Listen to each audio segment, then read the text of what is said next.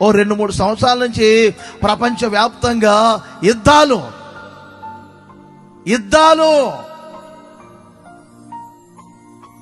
ప్రతి దినము మనిషికి ఒక నాశనకరమైన దినమే, ఉగ్రత దినమే. ఎక్కడ చూసినా ప్రమాదాలు పొంచి ఉన్నాయి, ఎక్కడ చూసినా అపాయాలు చుట్టుముట్టి ఉన్నాయి. ఇంట్లో నుంచి బయటికి వెళ్ళిన వ్యక్తి క్షేమంగా తిరిగి వస్తారో లేదో నమ్మకం లేని రోజులు. కాలేజీకి వెళ్ళిన పిల్లలు క్షేమంగా వస్తారా లేదనే రోజులు. పొలానికి వెళ్ళిన వ్యక్తి సురక్షితంగా ఇంటికి వస్తారనుకునే రోజులు కావివి. నాశనం నాశనం నాశనం. బైబిల్లో ఒకడున్నాడు నాశన పాత్రుడు.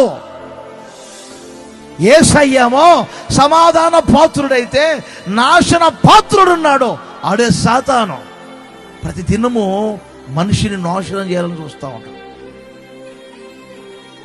నా దేవుని జ్ఞాపకాలలో మీరున్నంత కాలం, నా దేవుని అరచేతుల్లో మీరు చెక్కబడి ఉన్నంత కాలం, నా దేవుని హృదయం మీద మీరు నామాక్షరముగా ఉన్నంత కాలం, నా దేవుని భుజాల మీద మీరున్నంత కాలం, ఆ నాశనము మధ్యలో నుండి నా దేవుడు మిమ్మల్ని తప్పించునుగాక.